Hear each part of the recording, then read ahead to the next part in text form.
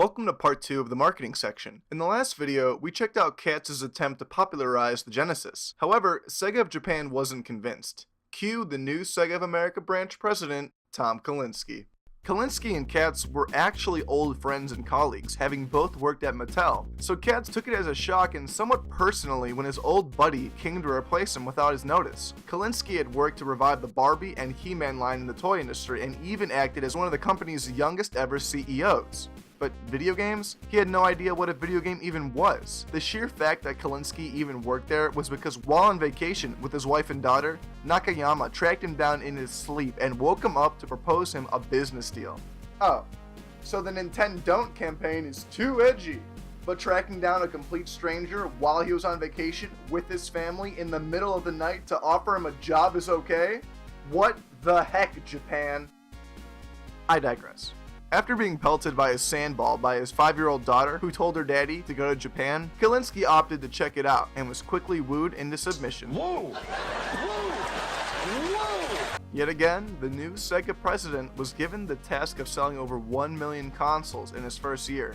Kalinske thought it was possible thanks to his predecessor's start and decided not only to roll with the comparative campaign, but to put it into overdrive. He requested a large increase in advertising money, to which Nakayama reluctantly agreed to, and focused his advertising towards teens, young adults, and releasing software that boasted blood, sex, and violence, with a trail of ad campaigns that did the same. Kalinske's first goal was to complete the Buster boxing game, but there was a slight snag, and it took a little longer than expected. This snag led to the game being released just weeks before his first title defense against Holyfield, which was a disaster because he lost miserably. Better watch that. That time by holding Holyfield. Right hand stuns Douglas. Caught him going in. He is not going to get up. There goes the heavyweight championship of the world. Sega was distraught. They had just released a game that aimed at putting down Nintendo, but instead their own game was proved moot within a month. However, Kalinske saw this as an opportunity. He took it and rolled with the punches and played it off as if it was some sort of self-imposed pie to the face, and created a marketing plan to portray this. The game sold very well, despite its horrible reviews. However, Kalinske was not yet satisfied. It was a start, but he needed what the Sega of America team referred to as a Mario killer, an intellectual product that would drive Genesis sales through the roof. So in 1990, the programmers at Sega launched an internal contest to see who could come up with the best designed IP. A programmer by the name of Naota Oshima submitted a crude drawing of Felix the Cat's head on Mickey Mouse's body. He had fangs, a popped collar, and was named Mr. Needlemouse. He was accompanied by his human girlfriend, Madonna, and with that, the roots of Sonic were born. However, there would still be a long ways to go before the game would ever be released. Kalinske still needed to hit that million sales mark before then, and if things weren't bad enough, the new 16-bit Nintendo console was set to release later in 1990, which really put a burden on Sega. Alright, good job paying attention for this long. Here is the second ever fun fact. During this time, Nintendo actually owned the Seattle Mariners, yet despite this, they failed to ever sign any of the players to make a game, so Sega sneakily signed Ken Griffey Jr. to make a baseball game.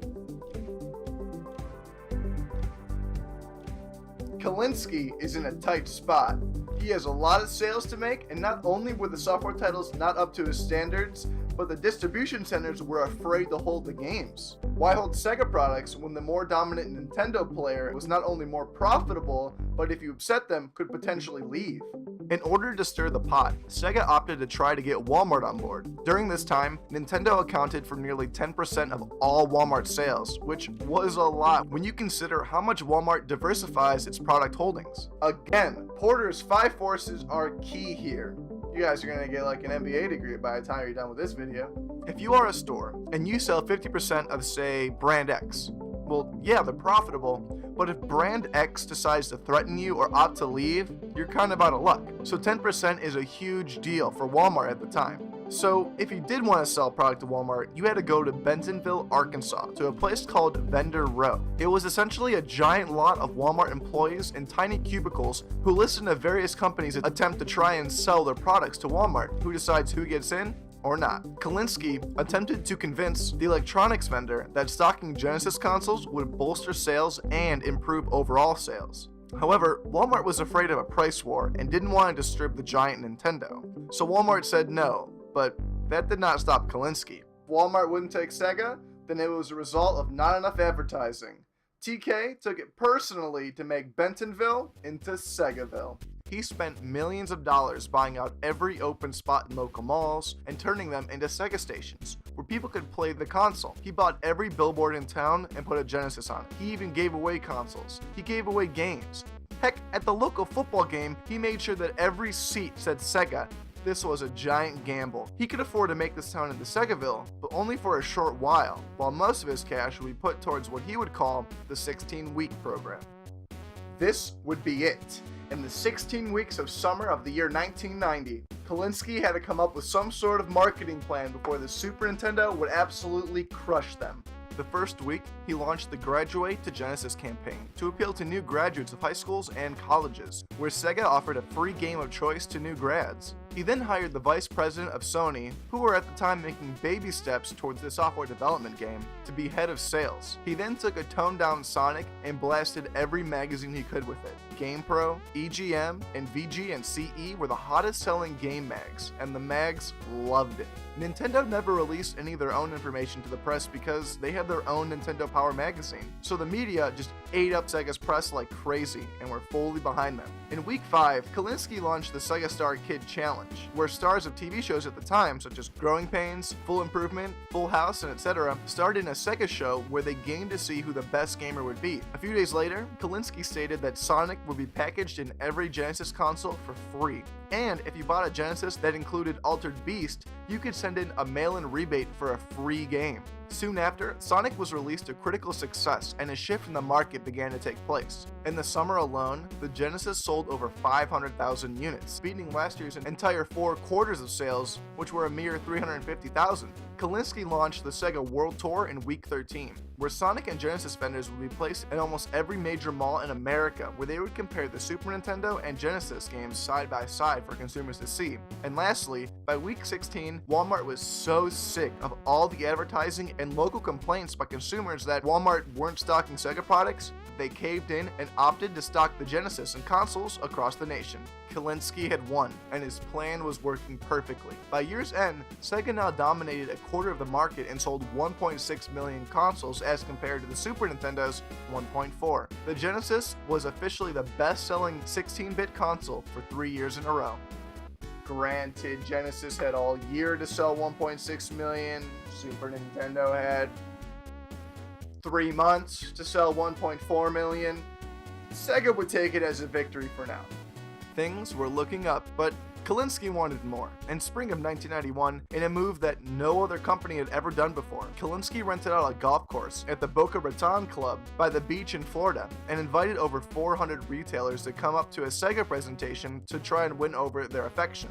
Their idea was, well, if Walmart was already on board and profits were up, then you could also make lots of money by stocking the Genesis. It worked like a charm, and by the end, even Toys R Us was on board, and Sega had 2 of the largest nation's distributors in their pocket. During this time, with an increased marketing budget, Kalinske hired Goodbye, Merlin, and Silverstein on to market the products with more speed, babes, and midnight imagination.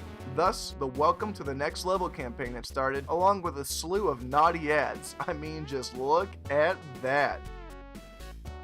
During this time, a young Jimbo Madison was called in to do some voice acting. At the time, he was violently puking on the toilet, but Sega demanded that he be there. And good thing, for when he got there, he was way too sick to say any lines, so he simply resorted to screaming Sega. This scream became an absolute sensation, and in 1992, they blasted it all over the airwaves and television. In fact, in the MTV Awards of that year, rappers would even scream Sega, and there was tons of marketing about it. Did you know Weird Al was Fartman during that? During this success, Sonic 2 was in the making, and Kalinske had a brilliant idea. The first ever worldwide release. In order to boost sales, he pushed for distributors to buy Sonic 2 games where they would be airlifted in the day before to be released on a Tuesday. Sonic Tuesday, that is. Everyone loved the idea, and Sonic 2 sold like hotcakes, selling over 800,000 carts in a single day. But the press wanted more. they were feeling the Sega vibes, and they wanted to really plunge the US market into a buying frenzy. At the time, Super Nintendo had just released info on what would be known as Mode 7, a way to improve the graphics on the Super Nintendo. So marketers, while listening to one of the devs talk about the console's burst mode, asked what this meant. The developer wittingly stated that it kind of just blast process data at a really fast rate. Oh man, did they adore this. The Sega Genesis has blast processing. Super Nintendo doesn't. So what's blast processing do? What if you don't have blast processing?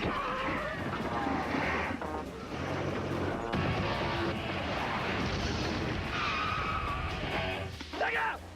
And within a few days, the blast processing campaign was in full force. By 1992/early 1993, Sega had done the impossible, and in another gut-punching move, Sega also stole Bill White, a former Nintendo of America marketer, to work with Sega. They were officially market leaders with over 50% of the market share, relegating Nintendo to a measly 30%. And with their newest bloody IP, Mortal Kombat, hitting the streets, which, mind you, outsold Nintendo's Mortal Kombat 3-1 because it included blood and fatalities. Everything was looking up. Until a Dr. Arthur Prober called both Sega and Nintendo, saying that the government wasn't too pleased with the war they started. Prober was a child psychologist that specialized in TV ratings and was warning them of the tsunami of congressional hearings that were about to ensue. In a last-ditch effort to thwart this, Sega of America tried making their own video game rating console, but it was too little, too late.